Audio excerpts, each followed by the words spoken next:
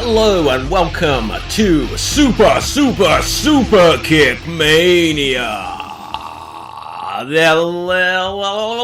So, hello everyone, my name is David Pustansky and this is the Superkick Mania Pro Wrestling Podcast. It's been a little while since there was an upload on the podcast, and I apologise to all of my listeners out there. Just to give you the brief explanation, I have had a busy start to this year. I've been in 4 different countries. I have had shows and all kinds of things to organise with the Extreme Improv comedy show I do. So it's meant that as much as I've been watching wrestling, I haven't had the time just to sit down and talk about it properly. I'm still relatively new to this whole podcasting business, and I want to thank you all for sticking with me, or if you're new today, welcome. I promise I'll try and do my most to do more regular podcasts. But today's episode, wow, as I'm speaking right now, it is the 11th of February 2020, and I watched Monday Night Raw last night. This is actually the first time on the podcast where I'm specifically talking about WWE. But with that, there's a slight caveat that I may not be focusing entirely on WWE, because I'm only going to be talking about one particular segment from the show, and primarily about one particular individual on the current WWE roster, and that is Matt Hardy. So, for anyone who isn't aware of this, Matt Hardy has been in WWE in his current run for just about 3 years. Everyone's familiar, or if you're not, but so many people talk about the moment that the Hardy Boys returned at WrestleMania a few years ago. There was a triple threat tag team match. I forget who the other teams in it were. It might have had Gallows and Anderson in it. I think Enzo and Big Cass were in it.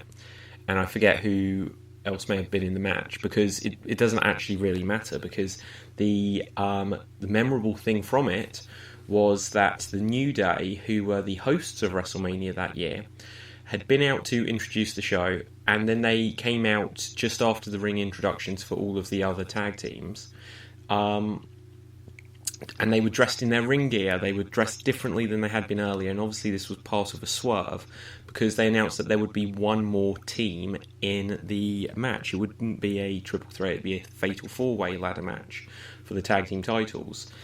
And they teased that it was going to be themselves entering into the match. But then the Hardy Boys music played, and Matt and Jeff came out, and it was one of the biggest pops, frankly, ever.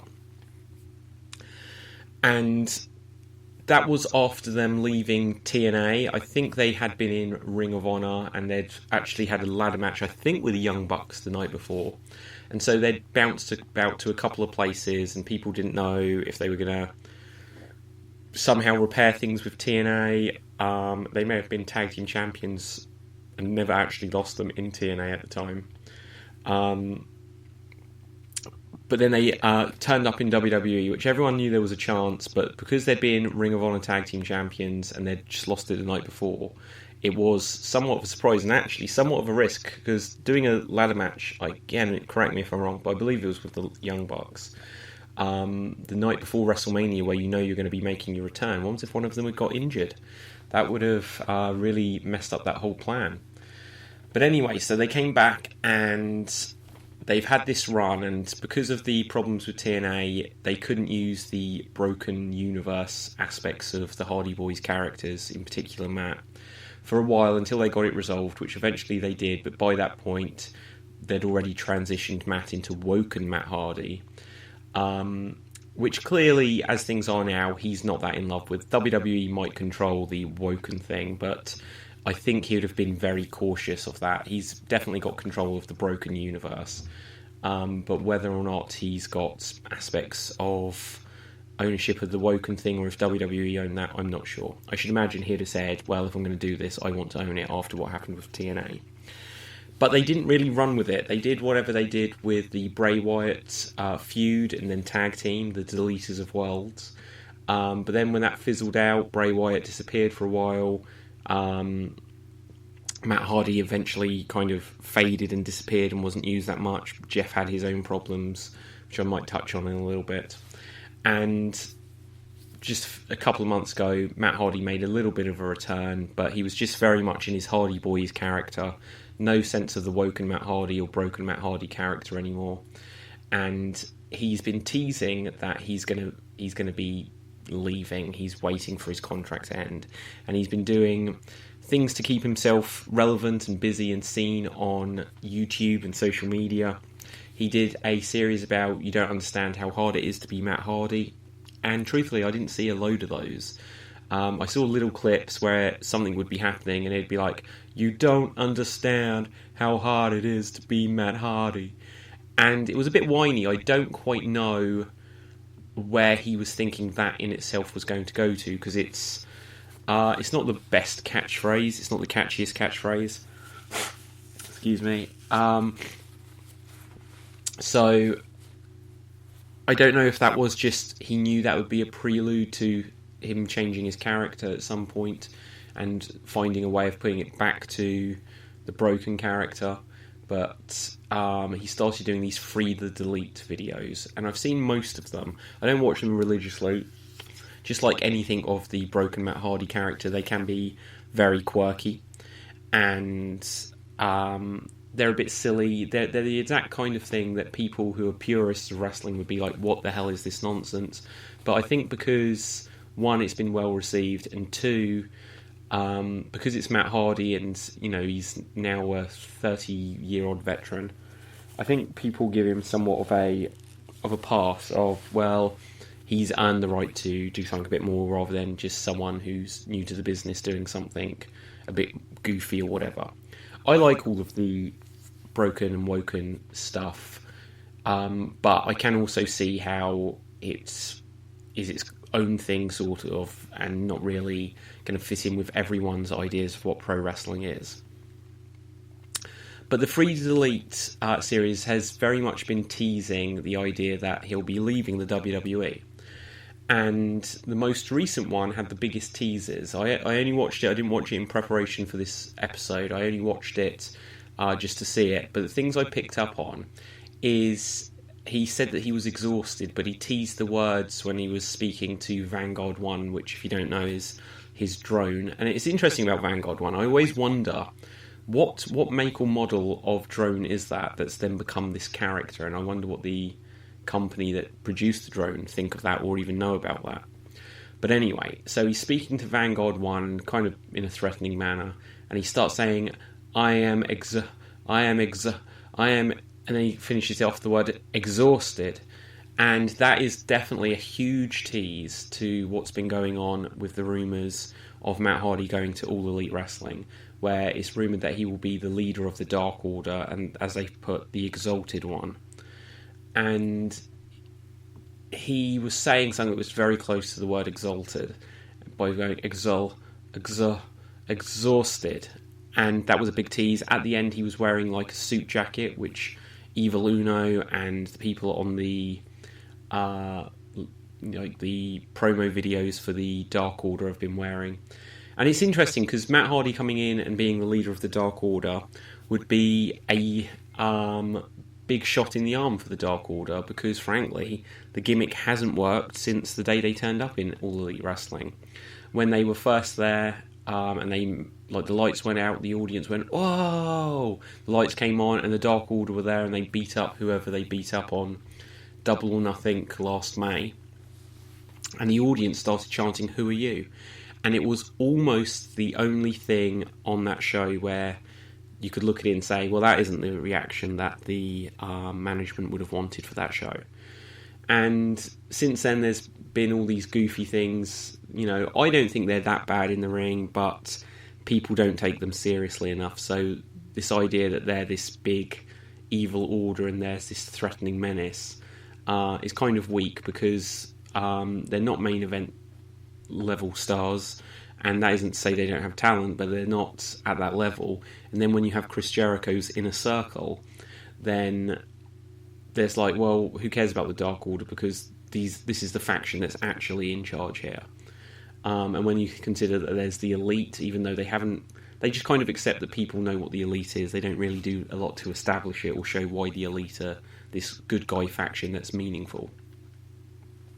But when there's these other factions, the Dark Order, they haven't been that popular or that prominent on the show, but when they do try to push them, they've teased various people as being the Exalted One, the leader. Jim Cornette's had teases of being the leader by a tennis racket and glasses when you see from someone speaking to Evil Uno from a first-person perspective. They've done things to tease that it's Christopher Daniels and things that's now teasing that it could be Matt Hardy, and Matt Hardy is playing into that. So is he actually the Exalted One? Will he be joining All Elite Wrestling? If he is joining All Elite Wrestling, it could be a swerve that he isn't the Exalted One.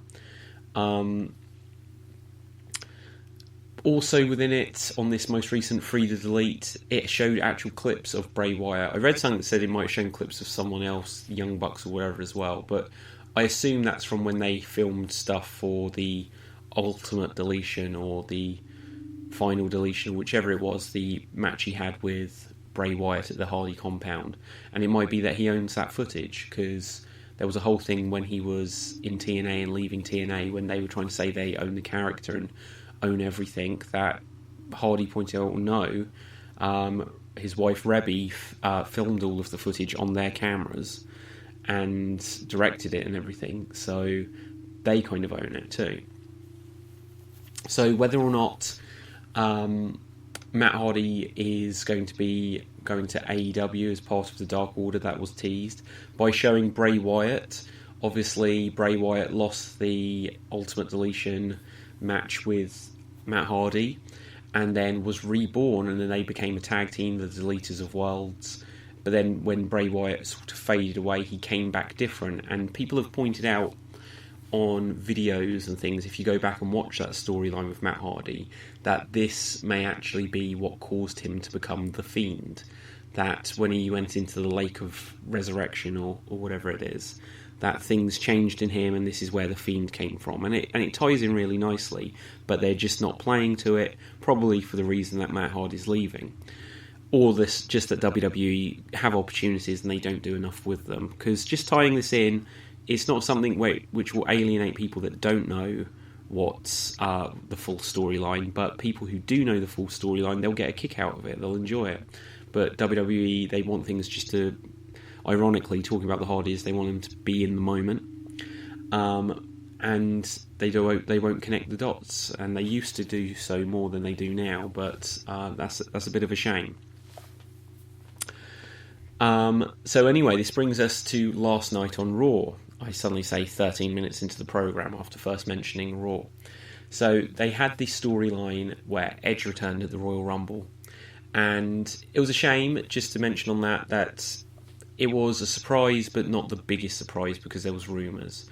And I don't know why they can't keep these things under wraps. If it was going back to, I think, SummerSlam, when Edge turned up and did a spear on someone, and that was the first physical thing he'd done in 8 years, they could have just held off on that. Why do that? If they was just testing the waters in some way, they can do these kind of things at the Performance Centre and just try things out. They need to stop these things from leaking, because as big a reaction as it was for Edge to come back, I knew that was a big rumour, and it was great when it happened, but it wasn't the shock to me, because it was like, oh wow, it did happen. Not the, oh my god, where did this come from sort of reaction, which I think is more valuable to the WWE and for making moments. But anyway, so Edge came back. They teased the fact that him and Randy Orton used to be a tag team, and then they teased that Randy Orton was going to eliminate Edge, but then Edge eliminated Orton. Orton was like, whatever, fair enough.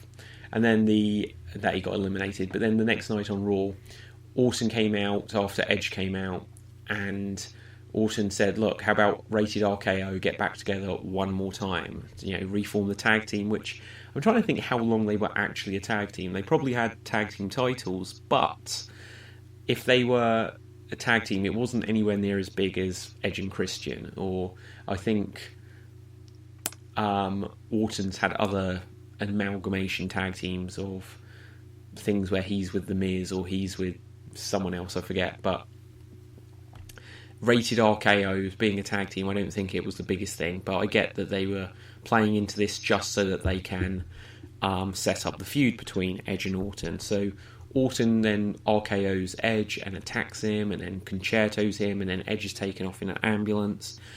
And then a week later, or maybe even 2 weeks later, Orton comes out and he won't explain himself to the audience. He actually was reminiscent to me of when Jericho came back to the WWE a few years ago, and he'd grab the microphone and pause in the ring and then just not speak. And he did this for a few weeks, and to be honest, that didn't really lead to anything. I don't remember what the payoff was of that, or if they really had a big payoff, because eventually he did speak, and his being silent may have been intriguing at the time, but it didn't mean anything in the grand scheme of things. Orton not explaining himself, I think, is only just because they're going to limit how many times they bring out Edge and bring Edge back. And so if Orton explained himself straight away, then what else can he do? He can't come out and explain himself again and then wait for Edge to come back. He'd have to start getting into another feud. So him not explaining himself is just a delaying tactic. And then last night was a delaying tactic as well, because Orton came out and he expressed some element of regret over attacking Edge, but before he could get any further, so he was going to explain himself, he was interrupted by Matt Hardy. And Matt Hardy came out looking like Matt Hardy from 1999, and he had the old Hardy Boys theme tune, no hint of the broken universe aspects of the character, except for he's still got the light coloured aspect to the front of his hair, which he may have had at times in the past, but it's definitely been a part of the broken character. And he cut a really good promo. And what was interesting, if this was an exit promo, the last time we'll see Matt Hardy in WWE in this run, is that Matt Hardy came out and they had him, and it could almost be seen as a punishment that his last hurrah, his last thing, as good a promo as it was, he was putting over Edge. And he genuinely hated Edge. For those that don't know the history, Matt Hardy used to go out with Lita, and then he found out that Lita and Edge were having an affair, and Matt Hardy ended up losing his job. And the audience was so on Matt Hardy's side, didn't think this was right, it was moral. They ended up making it so Matt Hardy was brought back because they were chanting, "You screwed Matt and we want Matt," anytime Edge or Lita were in the ring. And so eventually Matt came back, but they obviously weren't happy that they were forced to bring him back, and they kind of jobbed him out to Edge. They let him have one win in a cage match, but every other match in the feud, Edge won. Matt gave, if I remember correct, an illy word, I can't get that out. A poor promo is what I'm trying to say, where he said about, he just wishes Edge would die, and the only thing that would give him more happiness than him beating up Edge is if Edge would die. And it was just like back to front. I forget the exact wording, but if you listen back to the promo, it sounds like he just muddled it up, where it was supposed to be that, "Oh, I hope Edge doesn't get killed because I want to kill him," but instead he was like, "Well, I hope Edge dies." So yeah. Anyway, moving on the promo last night, Matt Hardy said that, I used to hate Edge, and you might be wondering why I'm out here to stand up for him, but I know that Edge, over the years, we've made the peace, he wanted to come back and was saying what if, and he was reiterating all the business about what if that Edge had said in his return promo. And as very much was expected, Orton just went to RKO Matt, and I thought he was just going to RKO Matt and that would be it. But Matt dodged it, put up a good fight, was punching Orton in the corner, then Orton pushed him off, turned him round, and Matt ran straight into an RKO. So the good thing, if this was an exit for Matt Hardy, is they did give Matt a little bit of dignity. They gave him this lengthy promo, which was a very good promo, quite possibly the best promo Matt has done in WWE, maybe ever, because it was passionate, it was engaging, it was something that you were very much listening to as he was expressing himself, and it sold the character well. So in that sense, even though they've had Matt job out lots of his matches recently, and Mick Foley and others on Twitter have been saying, "How can you do this to Matt Hardy?" they did actually give him a good promo.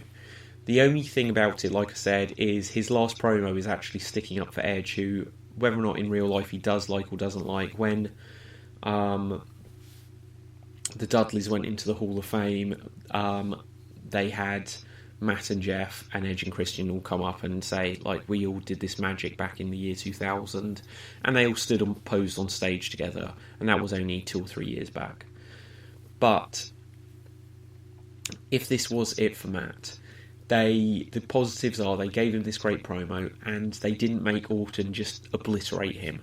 I mean, it was close to obliteration, but they made it so Matt, fought back. Matt, stood up for himself and held his own for Orton, even if it was only for 10 seconds. But then Orton caught him in the RKO out of nowhere, like they say, out of nowhere. And then he got the chairs and did a concerto. One thing that was a shame is I've noticed this a little bit last night on Raw, where I felt like the camera work didn't best serve what they were doing. The replay of the concerto made it look like he destroyed Matt's head, but when you saw it live, it clearly looked like he was just hitting the other chair, and that he missed Matt. But if the idea is he's done this, Matt now has to go off and retire and taken off in an ambulance, just like Edge was a couple of weeks ago, then that has written the Matt Hardy character off of WWE. After this, and before the show was even done, Matt Hardy posted on Twitter, goodbye, and then shared the link to the Free the Delete episode. And this could all be a swerve. He might be staying with the WWE, he might be doing something with Orton, he might come back and do something, not Orton, with Bray Wyatt, and he might come back and attack Orton or help Edge or something like this. That could happen. But it's making people talk about Matt Hardy, and his losing streak has had him trending on Twitter during Raw as one of the top trending things in the world. Matt Hardy, and WWE aren't so silly that they wouldn't notice that. Well, let's just keep playing into the fact that people think that Matt Hardy's going to leave to go to AEW, get all this interest in the character, and then he'll just stay here. Orton himself made people think that perhaps he was going to go to AEW, and whether that was just to help him renegotiate with WWE or if it was just to mess with the fans, it got people talking about him, and WWE are probably all over that, because when AEW suddenly have Chris Jericho, it's like, wow, AEW have got this big thing. When AEW got Jon Moxley, it's like, wow, AEW have got this big thing. Now, AEW is so brand new that everyone's under contract, so there is no way that anyone who was in AEW could suddenly go to WWE, because they haven't existed long enough, and so because they haven't had this length of time to exist, no one will be under contract and then out of contract to jump to the WWE. So if WWE could see the writing on the wall that for the next year or the next 2 years or next 3 years, people's contracts in WWE could end, and it will look like they're jumping ship to AEW, but because AEW have only just started giving out contracts, it can never be the reverse, and no one can ever jump ship from AEW to WWE. It will just look like AEW are getting all of these victories over WWE. So what can WWE do? They can tease that Randy Orton is going to go to AEW, they can tease that Matt Hardy is going to go to AEW, or Gallows and Anderson are going to go to AEW, but then they decide to stay with WWE, and it's like, they're going to go to AEW. It's like, they obviously didn't want to go to AEW. They obviously think WWE's better. Yeah, Orton wouldn't go there. Yeah, Matt Hardy stayed in WWE, and it creates, even if they're minor, it creates victories for WWE. If people decide to go to WWE or stay with WWE rather than go to the exciting AEW, it slightly devalues AEW just in people's headspace. So it's going to be really interesting to see what Matt Hardy does. Personally, I think he should go to AEW, because in WWE, when he came back 3 years ago, and I forget who the world champion was at the time, but it may have been Brock, it may have been Paul Heyman on the microphone saying, so who could Brock Lesnar go against. It could be Randy Orton. It could be John Cena. It could be Matt Hardy. And then like the audience go nuts, and it's like, oh, is that a tease that Matt Hardy might be a big single star now? Because he was a world champion and a big single star and the biggest star in TNA when he created the Broken character. But all these years later, Matt Hardy still clearly can still wrestle and still has as much left in the tank as he currently wants to give. There's no sign that he should have to or need to retire. He's in the best shape he's been in 20 years. So if he stays in WWE, even if they suddenly say, aha, this was all a tease, now he's broken again, and he's going to do something with Bray Wyatt, he could do something with Bray Wyatt, unless Bray Wyatt loses the Universal Championship to Goldberg. It could be that he gets a feud with Bray Wyatt or a team with Bray Wyatt, but unless he's going to feud with Bray Wyatt, he's not getting in a world title picture anytime soon. If he goes to AEW, now Jericho's the world champion and has been world champion for many months, and there's no sign that they should change that. He might potentially lose it to Jon Moxley, and that would seem an acceptable change because they could exchange it back and forth between each other for a while. Or even if Jericho loses, he could stay as the number one contender until Double or Nothing 2. But for the first world champion ever in AEW, he may not want to. They might decide that to establish this belt, we need to keep the belt on him to show that he's, you know, a valid champion and this is a coveted thing, so that when the first title change happens for the world championship, that it's more meaningful. And with him being a heel and Moxley being there and Cody's out of the picture apparently, could Matt Hardy come in as a challenger for the world title? I think that's a bit unlikely, because if he came in and say he's not with the Dark Order and he's a face, then it would make sense for him to be a big face, come in and threaten and challenge Jericho. But if Moxley wins, then he needs to be a heel with the Dark Order. But if he comes in with the Dark Order and he's a heel and Jericho's a heel, then it doesn't really compute. It's not really compatible for the leader of the Dark Order, who's a heel, Matt Hardy, to go against the leader of the Inner Circle, Jericho, who's so it's two heels against each other. I think Matt Hardy will turn up in TNA. What am I saying? Will turn up in AEW. But there is the chance that he could also float around a little while. He could turn up in NWA. There is the chance he could go back to Impact, but it just depends how the bridges have been rebuilt or burned there. Hopefully they've been rebuilt. It would be nice for things to be rebuilt between them. But I don't think it would be sensible for him to make that his career move, because even though it would be a massive shot in the arm for Impact Wrestling, I think it would be big for Impact, but it's not going to really move the needle for them, because it would just be like, well, the last 3 years in WWE never happened and now he's just back to Impact. But if he goes to AEW, I think he's got the chance to be bigger there, as long as they're willing to let him do some of his goofy stuff. And I know that sounds like I'm slating it by calling it goofy stuff, but with Orange Cassidy there, with the alien Chris Statlander, which to me isn't a big deal. They say she's an alien, she plays up a gimmick. Undertaker's a dead man. These things happen. They could do some of his vignettes, they could do some of his matches every so often, especially if they have equivalents to like Fyter Fest or something where it's a pay-per-view but not a huge pay-per-view. Especially if they have like AEW Dark, which is just an online thing. You know, I always worry about if they're just showing like an empty arena match or something at the Hardy compound or a brawl in a supermarket. As memorable as these things are, if you're sat there in the audience at a live show, you're looking at the Titantron. You're just watching this on the big screen for a few minutes, and I would feel a little bit cheated about going to a live wrestling event and having a big featured match which might be 15, 25 minutes long, just be like watching a cinema screen. But in AEW, I think there's lots of potential. If he's the leader of the Dark Order, then I don't quite know how that story would go, because the Dark Order, yeah, it could fit in with the idea of the broken universe, but he seems like they'd be shoehorning Matt Hardy and changing what the Dark Order is and has been to fit around Matt. And whilst it wouldn't seem completely incompatible, I don't think it's the best fit.